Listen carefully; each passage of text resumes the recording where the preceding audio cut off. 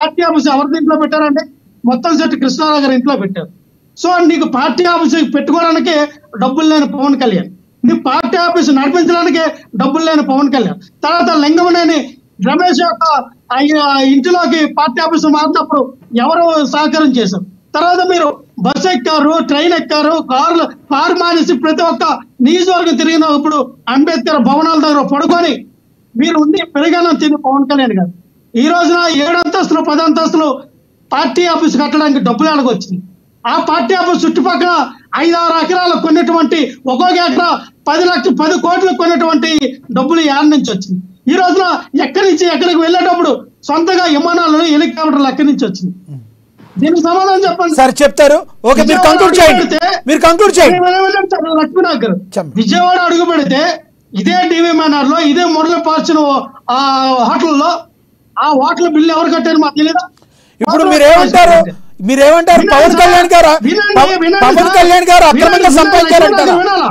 మీరు వినాలా? ఓపుతో వినాలా? పోతుల మహేష్ గారు కట్టారు మురళి పార్చిన టీవీ మేనర్ లో. పవన్ కళ్యాణ్ గారు ఎన్నిసార్లు 10 సార్లు అమిత్ షా వాసు రూపాయి ఖర్చు పెట్టాల.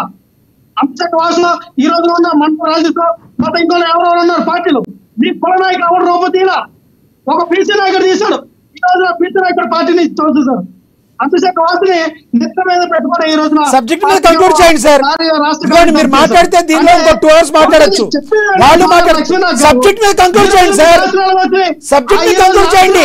అన్నా నేను ఓకే లక్ష్మణ్ గారు రైట్. మీరు హాస్టల్ చూడగలిగితే జగన్మోహన్ రెడ్డి గారు వాళ్ళ తాతగారు ఆ రోజుల్లోనే గనులు లీజుకు తీసుకుని తవ్వకాలు చేశారు. ఇప్పుడు ఎవరి దగ్గర ఆ రోజుల్లో ఉన్నటువంటి ఎవరైతే క్రిస్టియన్స్ చారిటీస్ ఉన్నాయో వాళ్ళ ఆధ్వర్యంలో ఉన్నటువంటి వాళ్ళకు ఉన్నటువంటి గనుల్లో చేస్తున్నటువంటి ఘనత ఆ రోజుల్లోనే బెంచ్ కార్లు ఆ రోజుల్లోనే అంబేద్కర్ తిరిగిన ఘనత ఉంది. ఇలా మాట్లాడేది రోడ్ల మీద సిగరెట్లు ఏరుకుని బేచా మాట్లాడుతున్నారు. సుజాత గారు కంక్లూడ్ చేయండి. సార్ అరవద్దని చెప్పండి. నేను మాట్లాడేటప్పుడు ఆయన చెప్పేశారు. ఆయన కంక్లూడ్ చేశారు. బస్ స్టాండ్ లో సిగరెట్లు ఏరుకునే వ్యక్తి నా అల్లుడుగా చేస్తున్నారని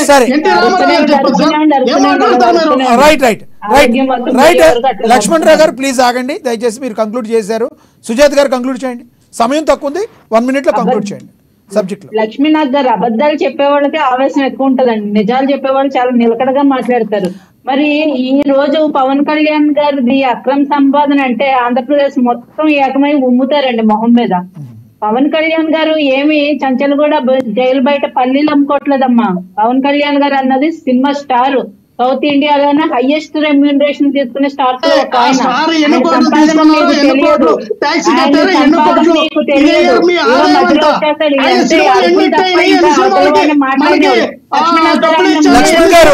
లక్ష్మణ్ గారు మీకు చెప్పారు కదా. లక్ష్మణ్ గారు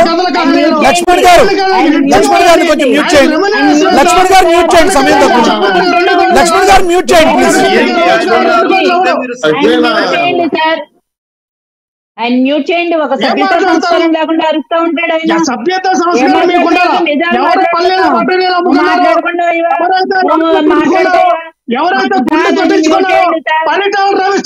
ఎవరైతే గుండు కొట్టించుకున్నారో వాళ్ళు అడిగితే చెప్తారు.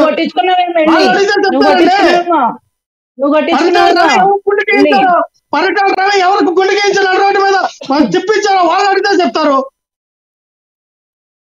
లక్ష్మణ్ గారు అయిపోయిందా? లక్ష్మణ్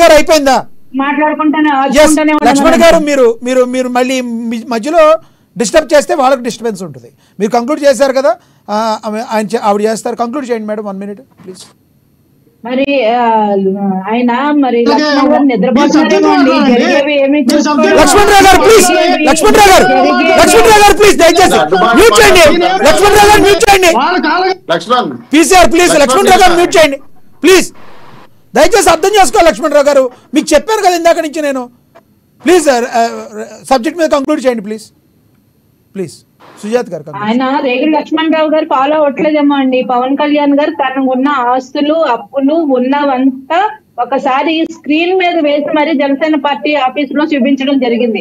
అలాగే ఎన్నికల అఫిడవిట్ కి ఇవ్వడం జరిగింది. వీళ్ళ జగన్మోహన్ రెడ్డి గారు లాగా ఇన్ని అడిషనల్ షీట్లు లాగా 38 కేసులు లేవండి పవన్ కళ్యాణ్ గారు.